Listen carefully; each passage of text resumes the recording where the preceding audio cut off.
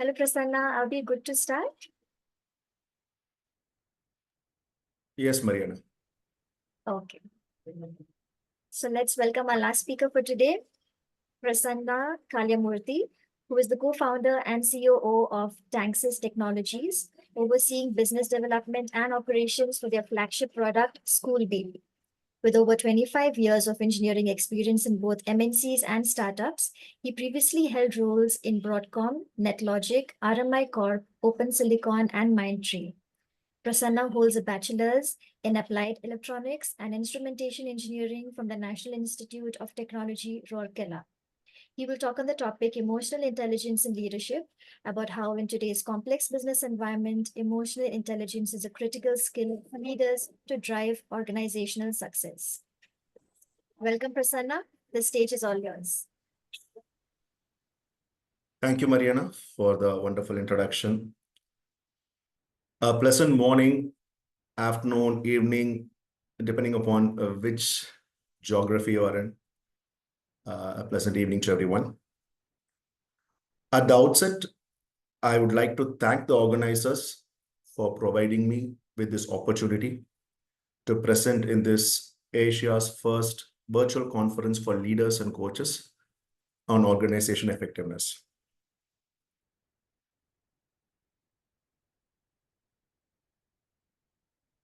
So just a summary of the brief background.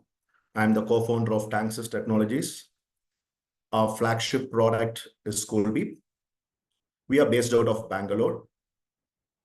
SchoolBee provides technology solutions like school management software, integrated classroom solutions, and home learning solutions, which help in the digital transformation of schools. To get going, we will start with a short story.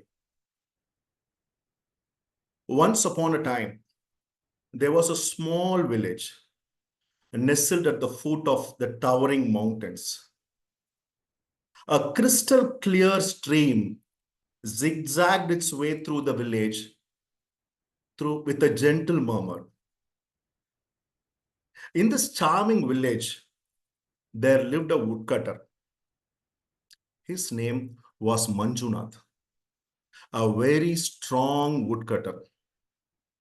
He applied for work in a timber merchant and got it. His boss gave him an axe to do the work of chopping down the trees. The first day, Manjunath chopped down 20 trees. His boss congratulated him and asked him to continue the good work.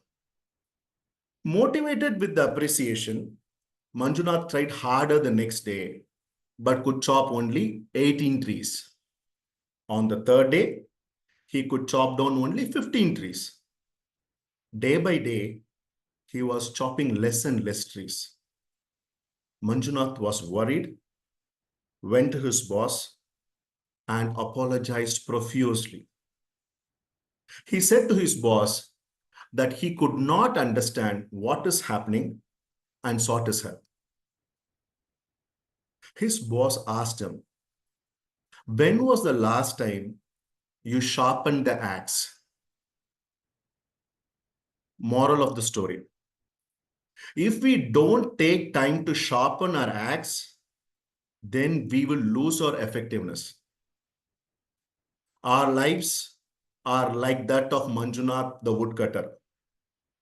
We sometimes get so busy that we don't take time to sharpen the axe. But today, for the next 45 minutes or so, we will sharpen the axe of emotional intelligence. This is a short agenda.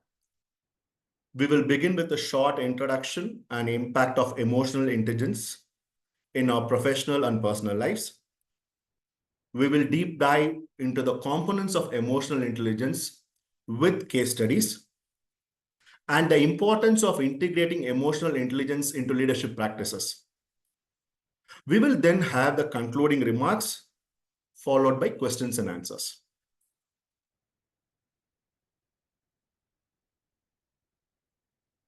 So what is emotional intelligence?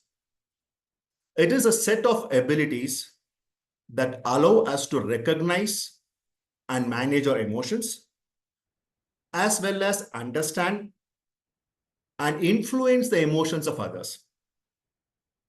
It determines how we navigate social complexities, how we manage stress, how we make decisions, and how we form and maintain relationships.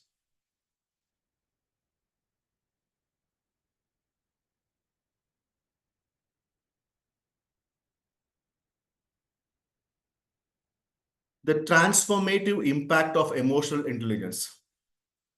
Professionally, emotional intelligence is more than a buzzword.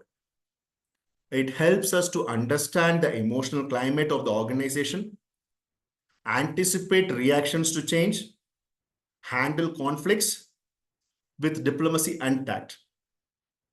Emotional intelligence is an effective factor of leadership.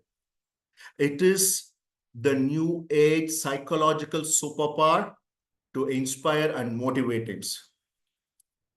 On the personal front, it helps to navigate emotions with clarity and control.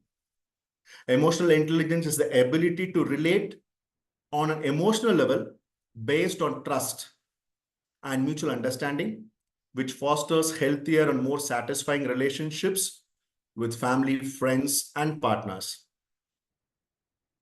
So, is emotional intelligence an innate ability, or can it be acquired by practice?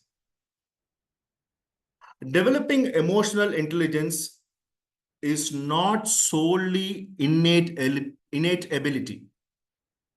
It can be cultivated and improved through deliberate practice. We will now delve into the components of emotional intelligence and understand its framework so that we will have a more fulfilling and satisfying lives, both professionally and personally.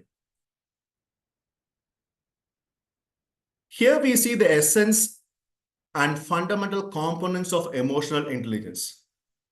5 components of emotional intelligence, which we will discuss today: empathy, self-awareness, self-regulation, motivation, and social skills.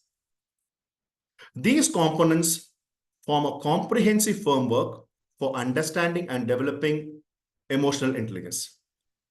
We will now further explore these components of emotional intelligence one by one with case studies on how we can integrate these into our daily lives to enhance our own development and of others around us.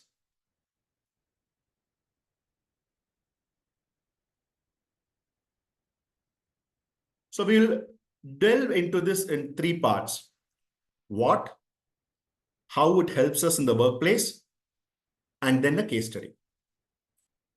So what is empathy?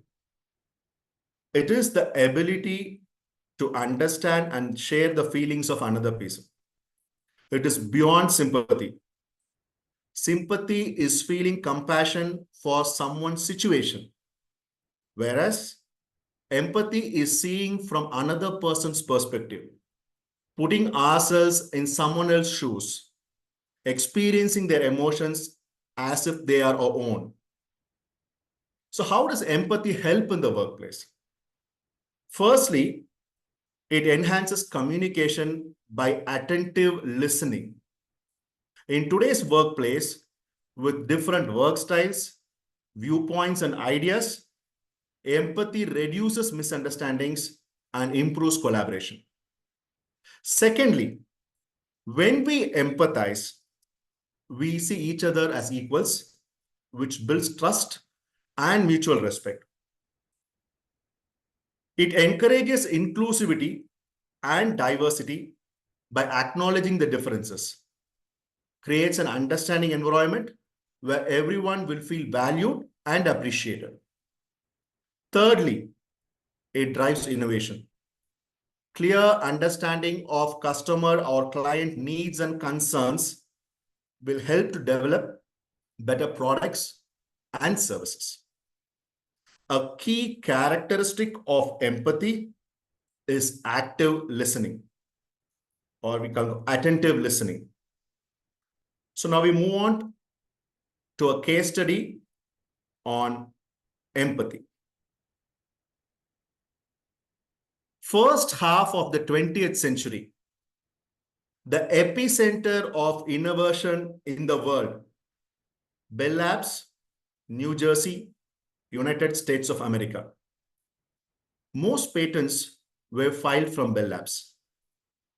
There was a person who was curious to analyze the characteristics of the 10 researchers who filed the maximum number of patents. What was the commonality? What was the characteristic? What was the X factor? After analysis, it was found there was one phenomenon which was common to all these 10 researchers. Only one phenomenon. It was their habit of eating lunch with a quiet Swedish engineer called Harry Nyquist in the lab cafeteria. What did Nyquist do? He attentively listened to them, asked them questions, and got them thinking more than anyone else. Nyquist was a great listener. His attitude and his interactions with people encouraged them and ignited their innovation. Final summary on empathy. Empathy is a powerful tool to create a positive and inclusive workplace culture. As we continue to empathize, we can build a workplace where everyone feels listened to, valued, and empowered to succeed.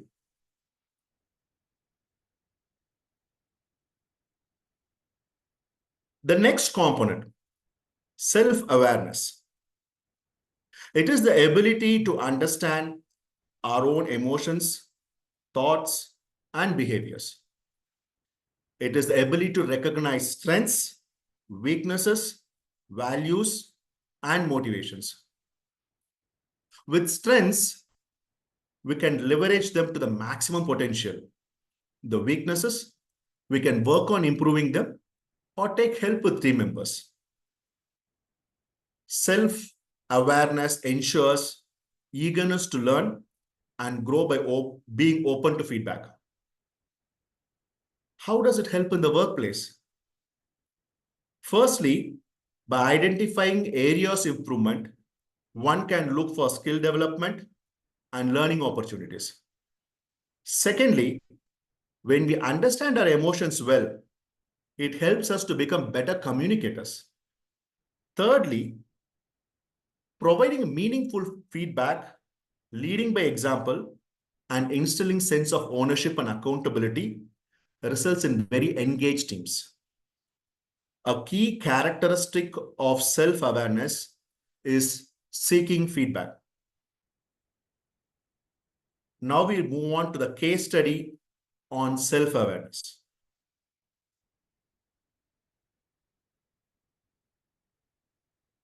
NBA championships, one of America's most successful franchises. The team is San Antonio Spurs. 5 NBA championships, best winning percentage for any franchise, most consecutive playoff seasons, and many, many more records. But our focus is not on the team, but their coach, Greg Popovich. What was the mystery to their winning culture? What was their secret sauce to success? It was the special connection the coach enjoyed with the players and providing the players with the magical feedback when the players sought it. Popovich was blunt, and his intense style will provide the feedback. That feedback helped the players. It helped them to recognize their strengths and weaknesses, understand their emotions and behaviors. Psychologists from Stanford and Yale discovered a way of feedback that boosted effort and performance significantly. It was one simple phrase. I am giving you these comments because I have very high expectations and I know that you can reach them. Simply electrifying feedback that has shown tremendous improvement in effort and performance. Final summary on self-awareness. It encourages listeners to reflect on their own to understand themselves better. It plays an impactful role in the individual and the collective success within the organization. We will move to the next component, which is self-regulation. Self-regulation is the ability to manage thoughts, emotions, and behaviors to promote positive outcomes. It exercises self-control, resists impulses, adaptable to ever-changing environment. Just like organizations have processes, self-regulation is all about in-person process to think and then act. So how does self-regulation help in the workplace? Firstly, it promotes discipline. Discipline to stay organized, meet deadlines, manage time, and most importantly, prioritize tasks, the urgent versus the important. Secondly, it regulates emotions and impulses, which ensures decisions are more rational and backed with data, enhances critical thinking and objectivity in decisions. Thirdly, it promotes resilience, which helps to bounce back from setbacks again and again, persevere through tough situations and projects, maintain composure, and most importantly, uphold ethical standards. A key characteristic of self-regulation is staying calm. We will now move to the case study on self-regulation. Nelson Mandela, the former president of South Africa, is often cited as a prime example of a leader who could manage his emotions and impulses. Mandela spent 27 years in prison, during which he developed a profound understanding of his own emotions and learned to control his reactions. This self-regulation allowed him to engage with his former adversaries without bitterness. His self-regulating mechanism of his own emotions was instrumental in two aspects. It addressed the fears and aspirations of both the Black majority and the white minority. It helped to negotiate a peaceful transition to democracy and reconcile a divided nation. Final summary on self-regulation. By cultivating this skill of self-regulation, we can empower ourselves with better energy levels. It strengthens integrity and ethical standards and helps on a journey toward greater success.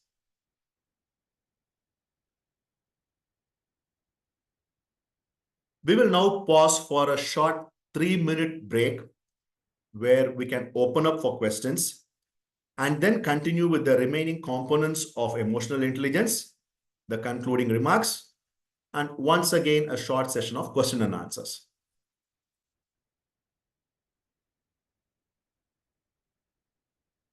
So any questions till now?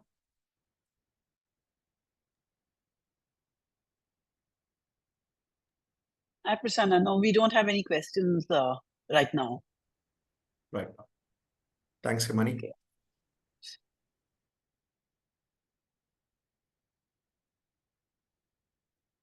Moving on to the next component, which is motivation. What is motivation? The driving force behind your actions and decisions is motivation. The persistence in the pursuit of excellence, the passion to get things done. There can be different factors of motivation. It can be learning, it can be growth, autonomy, rewards, impact, recognition. But what is very crucial is understanding and aligning individual motivation with organizational goals creates a great empowering environment. How does motivation help in the workplace? Firstly, it is what transforms a group of individuals into a cohesive team. It is only motivated individuals who bring energy and proactive attitude. Secondly, motivation is about providing clear goals and expectations, offering opportunities for growth, recognition for contribution and achievements. Thirdly, improved job satisfaction is a direct outcome of motivation. It reduces absenteeism and attrition, thereby reducing costs of recruitment and training of new staff. A key characteristic of emotional intelligence is goal setting. We now move on to a case study on motivation. This is one of my favorite stories on motivation too. This is the story of Ambur Ayyappa. The person's name is Ayyappa, and he comes from a town called Ambur, famous for its flavorsome biryani. 2009, Ambur Ayyappa lost his job with the courier company that he was working for. At the same time, in 2009, Flipkart, India's fledgling e-commerce startup, had started gaining momentum by handling 100 orders per day. The Flipkart founders, Sachin Bansal and Binny Bansal, required a helping hand. A former colleague of Ayyappa recommended him to the Bansals. Almost immediately, Ayyappa joined Flipkart as its first full-time employee. Within a few days, Ayyappa hit the strides and became the engine of the business. The motivation levels of the founders was infectious, and it rubbed on to Ayyappa. Order processing was neither an inventory-led model nor a marketplace model. It was all Ayyappa's memory-based model. He was very driven and determined. His commitment to a customer-first attitude and motivation to resolve customer complaints resulted in Ambur Ayyappa becoming the Associate Director of Customer Experience at Flipkart. Final summary of motivation. By nurturing an environment of motivation, organizations can unlock the full potential of their teams, drive productivity, enhance creativity, and achieve extraordinary outcomes and also income for the organization. Moving on to the next component, which is social skills. In a world that is getting more interconnected, the ability to communicate and connect has become very, very crucial. Social skills encompass a wide range of abilities like communication, teamwork, collaboration, conflict resolution, networking, mentorship, and many more. how do social skills help us in the workplace? Firstly, effective communication is the key for successful interactions. Articulating ideas in a diverse environment is a clear and concise manner, reduce misunderstandings. Adapting to different communication styles for varying contexts and audience is very paramount. Secondly, teamwork and collaboration thrive when social skills are strong.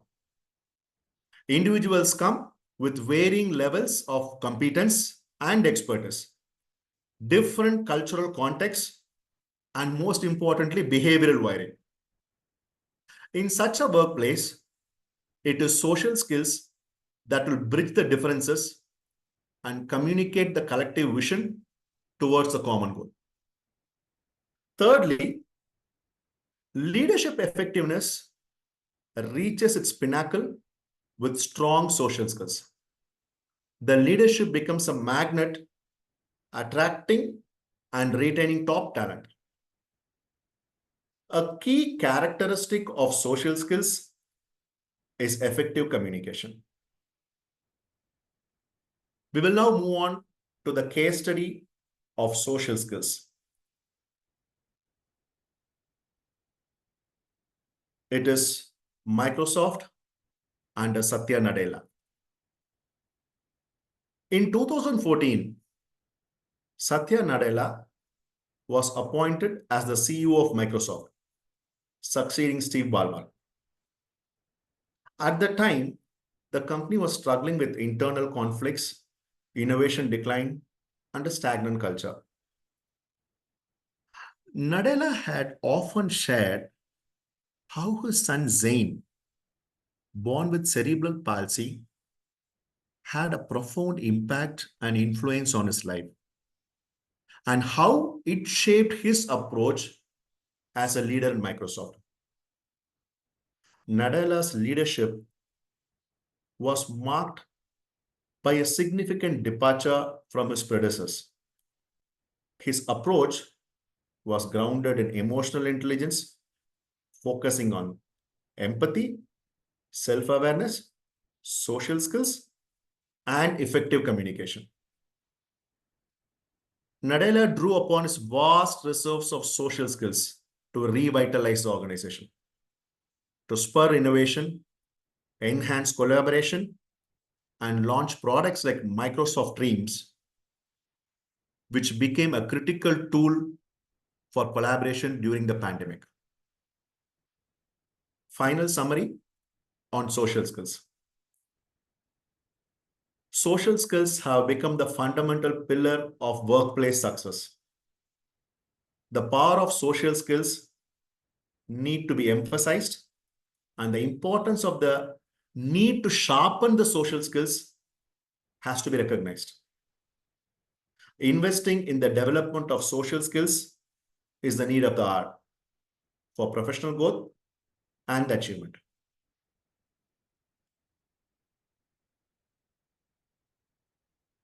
Integrating emotional intelligence into leadership practices. This integration of emotional intelligence in today's highly diverse work culture is no longer a nice to have thing. It is a mindset which is a must in today's diverse workplace. Leaders with high emotional intelligence listen deeply, show empathy, communicate effectively, manage conflicts, nurture a culture of trust and collaboration that fuels long-term success. Emotional intelligence is the single most important influencing variable in personal achievement, career success, leadership, and life satisfaction. So let us commit to integrate emotional intelligence into every aspect of our leadership. Together, let us build a future where emotional intelligence will remain the cornerstones of our legacy and leadership. Thank you all for listening. You have listened with empathy, and now we'll open up for questions.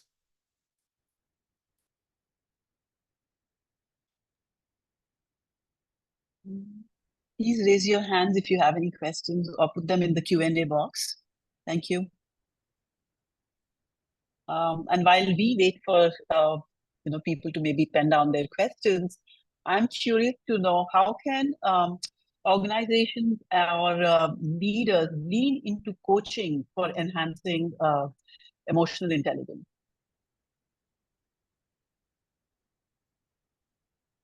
See, if I understand your question, what you're saying, how is it organizations? How do organizations and leaders tap into coaching to enhance and build emotional intelligence?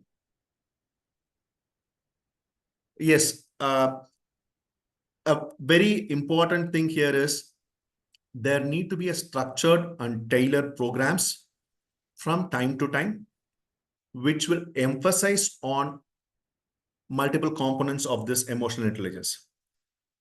So you can break it down saying, how do we improve the effective communication in the team? Maybe you could bring out a system where there's more transparency in the organization, where there is more approachability for the junior members of the team to the higher members for higher management. So these are certain aspects in which you can improve effective communication. And how do you ensure that cross-functional teams work with each other with minimal friction? So training programs has to be tailored to address each of these aspects of emotional intelligence.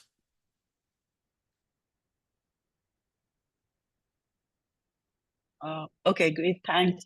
That somewhat, I think, answers the question. And the next question we have is from Sumit, which you may have already referenced to, but may want to get more clarity into this is, how can organizations support the development of emotional intelligence in their leaders?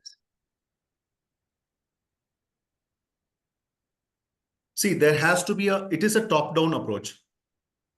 There has to be a focus on improving the emotional leadership capabilities in the organization. So let's take a case of empathy. So a crucial aspect of empathy is listening. So before becoming judgmental of what a team member is saying, we have to patiently listen to them first. Many of the discussions many times become one-sided, and the people in the lower levels in the organization are not listened to. That itself brings in a lot of value for the people who speak up to the higher management. So there has to be a way in which it may not be that the higher person in the higher management need to listen personally and take the feedback. It can be a way of survey, regular communication through emails, or whatever channel, whichever the organization feels comfortable. So being listened to is one important thing. And it need not be formal. It can be over the lunch table. It can be over the coffee table, or just when you just even pass by each other on the corridor. The second part is every aspect of it will need a special focus, because certain people will be naturally good listeners. Some of them may not be able to regulate them well with their own emotions. So they need to be probably calmed down a bit. Maybe the organization can say it can be a meditation practice session for the certain team members or all the employees during certain time frames. And social skills, you can always say that make them present in front of everyone, make them speak. So it can be groomed in such ways.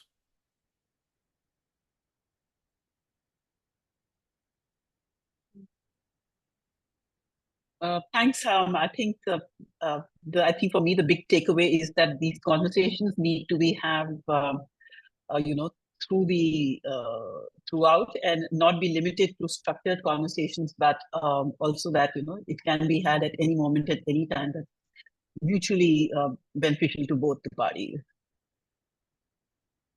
So there's another question, which is that, you know, what kind of interventions have you done in your organization, whether present or past, to help, you know, build organization effectiveness, especially through, you know, building your leaders? So what we have done is we have recently appointed a coach and started working on listening. So we have made a conscious decision that we open up to our employees, and without them getting a feel of that is being thrust upon us now as a and we are taking some baby steps in with the coach and understanding the employee mindset, the team members, what are their concerns, and trying to implement those aspects of it in our organization. So we have we have hardly a 3-week session that we had gone through, but we have signed up for almost a 1-year session.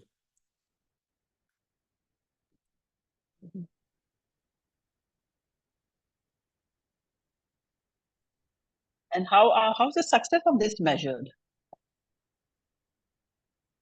See, the success is measured based on the reactions from the team members that we get, actually, where we are able to make a meaningful difference in the way we interact with them and the way they reciprocate about it. Certain levels brings in a lot of enjoyment.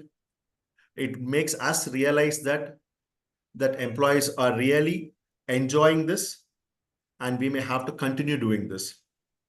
Let's say, for example, we just have a impromptu, not an impromptu, a regular Thursday evening snack session where all of us get together and have a small chat and discuss what is happening around in an informal way.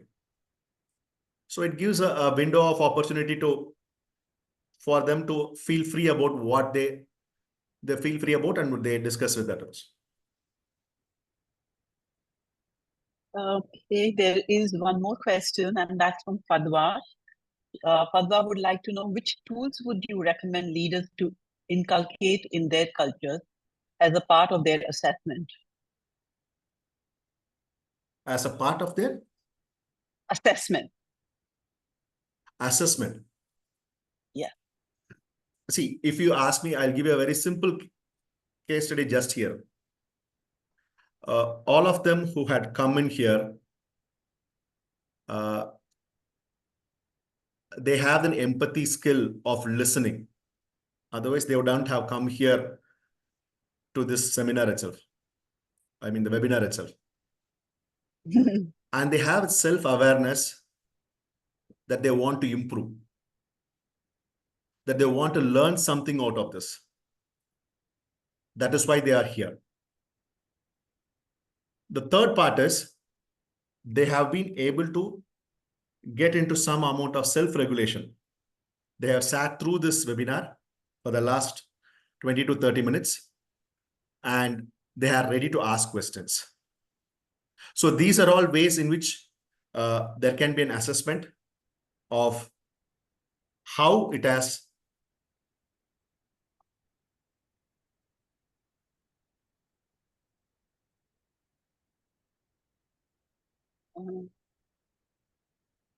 Sorry, you lost your voice. Can you hear? We can't hear you, Prasanna. Yes, we are unable to hear you.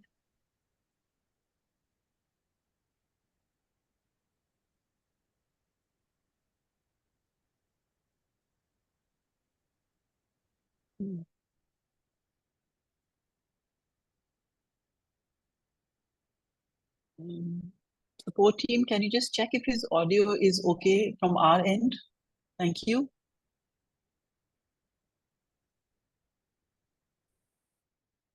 Am I audible? Yes. Yeah, now we can hear you. Thanks. We can hear. Okay. So, as I said, I'm not sure where you last words that you heard about me. I mean, last words you heard of me. I'm not too sure. Hello. Hello. Am I audible? We can hear you now. Yeah. Please Fine. continue. So, if you take the assessment part, there are certain tools which I will be able to recommend. The most important thing is, given a particular task, let's say, for example, attending this particular webinar, most of you were self-aware that you want to attend this to learn something about it. That's why you are coming to this webinar itself. And you have been sit through this patiently, hearing it, and now coming up with your questions. So any proactive measure that is taken, and if there is a response to it, that in itself becomes an assessment.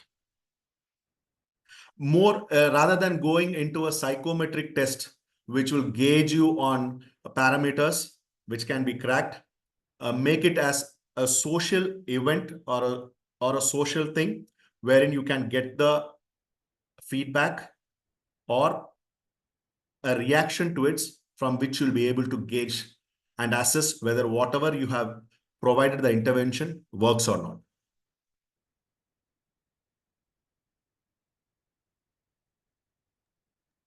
Thank you, Prasanna. Um, Thank you.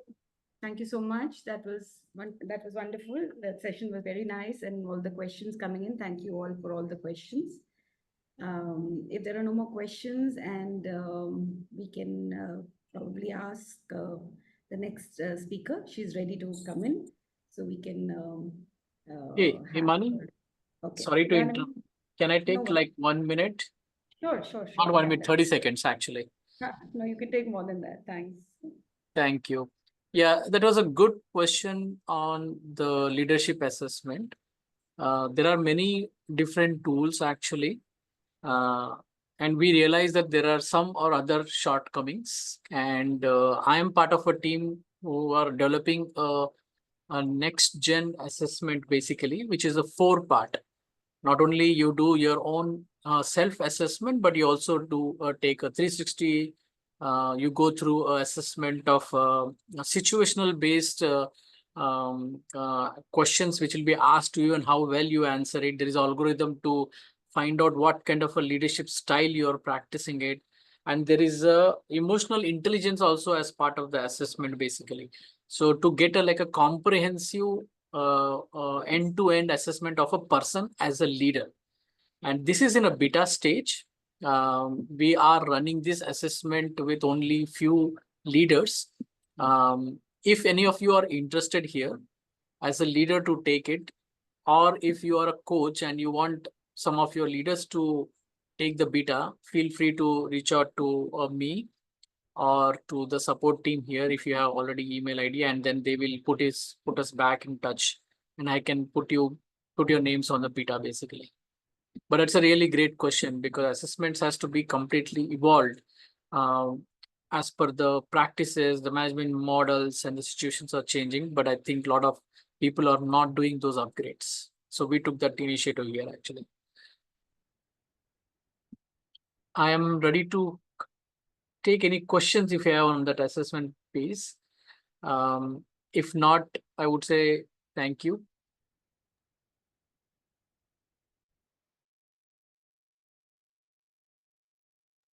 I think there is a hand for Jeff actually.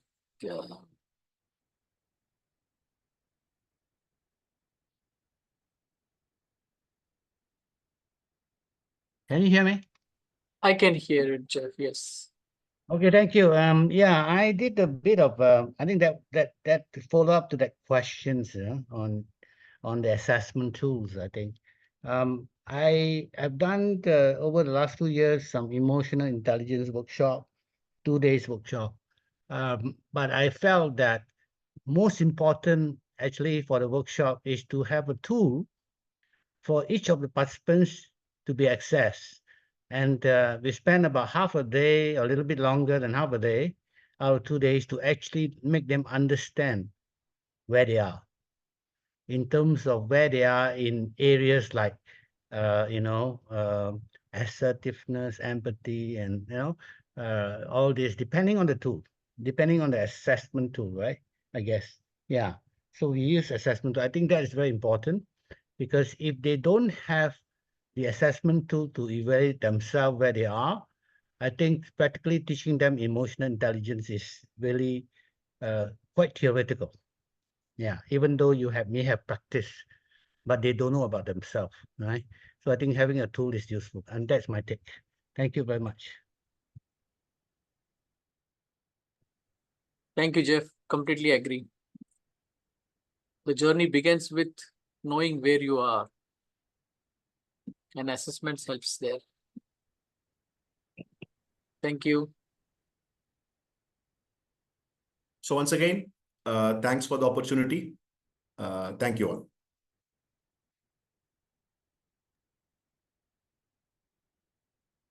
Thank you, everyone. Thank you, Prasanna, for the wonderful session today.